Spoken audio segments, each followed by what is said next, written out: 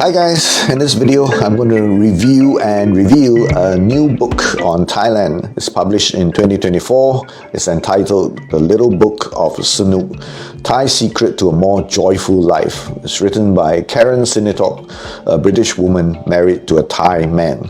Let me read the blurb on the back cover for you.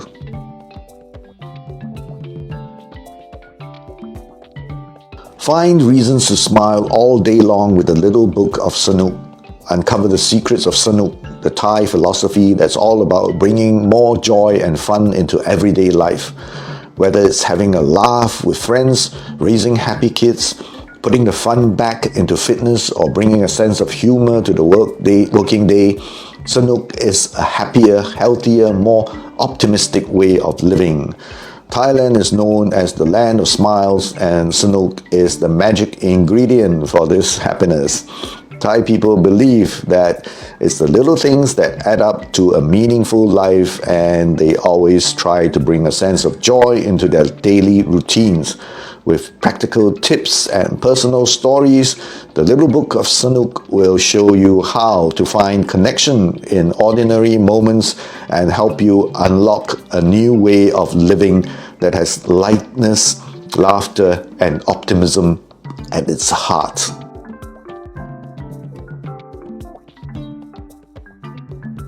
First of all, the definition of Sanuk is usually used as an adjective that means enjoyable. When someone at a party asks you, "Sanuk mai?" Are you enjoying yourself? You attend a boring function with old men making long speeches. You say, "My Sanuk, this isn't fun." It's very easy to understand. The Thai people try their best to have fun, and they try equally hard to avoid boring functions. Why? Because boring functions are my Sanuk, and they see it as a waste of time. It's all very simple, but this British author has decided to make a book out of it. She begins by talking about her own experience and her introduction into Sanuk, Thailand, with the baptism by water, Songkran. Now, the familiar scene of people drenching one another on the streets with water guns and hoses. Some even pour water from barrels loaded onto the backs of pickup trucks. The whole country goes wet and wild. To a foreigner, it could be mesmerizing and intoxicating. And not surprisingly, many of them fall in love during this season, just like one of the heroes in my book. What can we learn from Thailand? The author tells us that people in the West are wealthy but unhappy. Everywhere in the developed world, a mental health crisis is unfolding.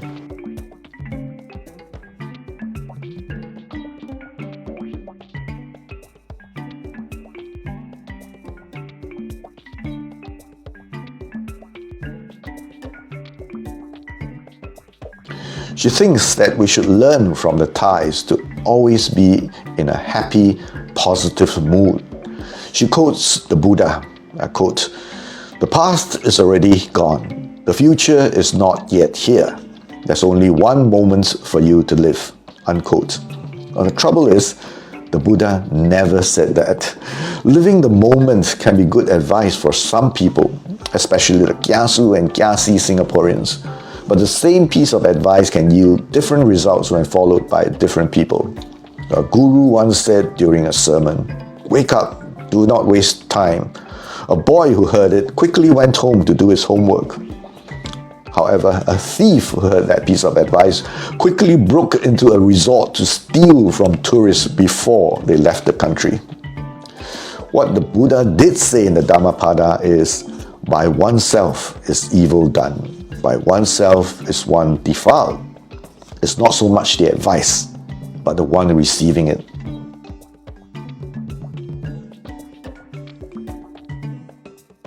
It's funny that the author then gives tips on how to have fun. Some of us, especially the workaholics, may need to be reminded, but the majority of us are not that clueless. Now, she then mentions the word sabai, to be fine and at ease. When someone you meet asks you, "Sabai di mai?" how are you? and you would normally answer Sabaidi if you value your privacy. Then she goes into Yim, which means smile. Thais do smile a lot. It's something that makes interactions with Thai people so pleasant. But while the smile can be welcoming, it can also hide awkwardness. Smiling a lot does not mean that they are the happiest people on earth.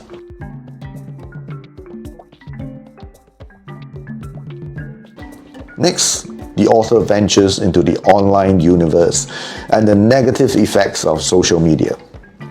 Is there something we should learn from Thailand, where people seem to be more addicted to social media than many other countries?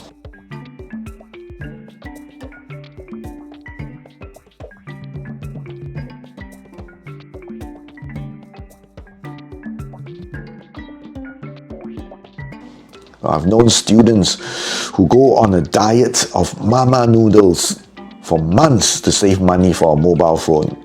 Now, Thailand has a problem with addictions, and addiction to the digital world is certainly one of them. Now, the author then talks about family or krop krua. She writes, we can use the Thai approach as inspiration to create healthier, more Sanuk-filled societies all over the world, a statement which I find rather patronizing. Communal living had many advantages in that agricultural community where life expectancy was low and a lot of things did not have to be paid for. But with a modern economy and the need to pay for a lot more bills than before, extended families with shared responsibilities often encounter conflicts. Thais are not calculative people, and even though they are nice people, they often overspend and they need help.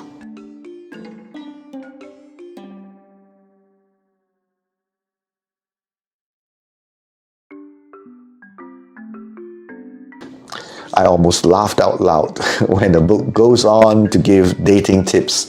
Her advice is to go old school, get off dating apps and get out. She then talks about how her holiday romance blossoms into marriage.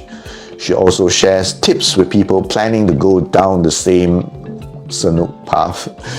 I can say a lot about this, but I shall not digress too much. Interestingly, she accepts that relationships may not last and mentions something about breaking up in a Sanuk manner. Now, it sounds rather naive to me because from all the breakups that I've seen between Thai couples, almost none of them are Sanuk. In fact, breakups involving third parties are often accompanied by revenge and even violence, far more often than what I've observed in other countries.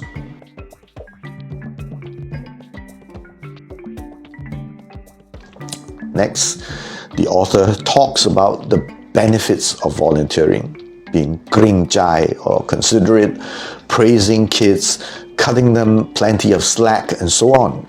Now, the thing is, the Thai concept of making merits often comes with the expectation of reward. They are not calculative in terms of dollars and cents, but they do expect benefits in one form or another. Being kring chai means that you can't be straightforward with someone, especially a superior. You will need to come up with plenty of flattery and excuses if you wish to thrive in this society. In 2018, Thailand made world news when a junior football team was trapped in a flooded cave. Now, the rescue operation is certainly a genuine poster for Buddhist values. Farmers had their crops destroyed when water pumped from the cave flooded their fields. They were not angry. Parents of the boys also did not blame the coach. Now, the dead hero was honored. The living one, however, was transferred due to an internal dispute and hidden from public eye until he later died of cancer at the age of 58. Now, the author then gives tips and advice for the workplace. Again, this is being simplistically untruthful. Now, you live in a developed country, then chances are Thai office politics are a lot more stressful and complicated than that in your home country. Next, the author talks about health and wellness with an emphasis on Thai sports, massage, meditation, etc. Interestingly, she highlights longevity. 39 people living past age 100 in Thailand for every 100,000 people, compared to only 23 in the UK and 28 in the US. Again, that's overly simplistic and conceals a lot of issues caused by complacency.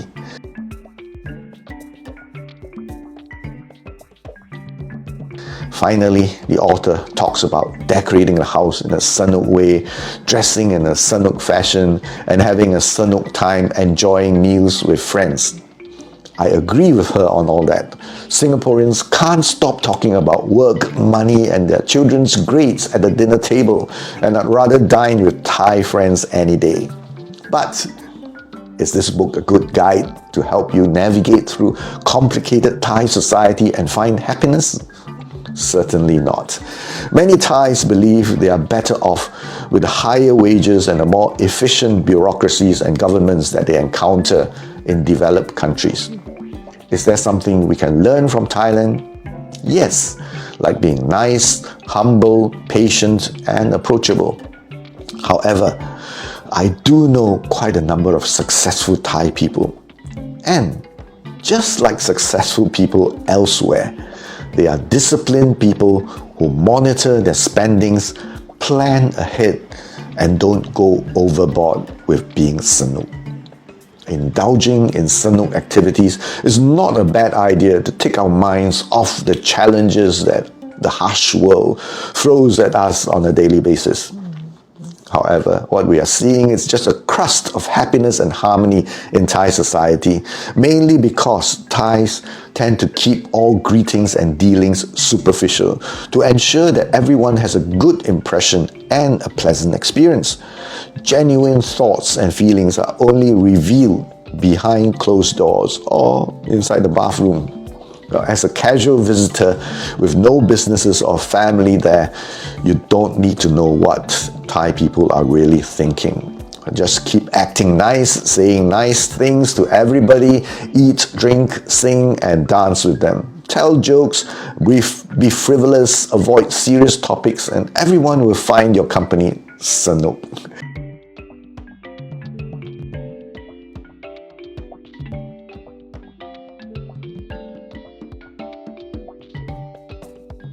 If you want a truthful, more mature perspective, do check out my book. The link is in the description.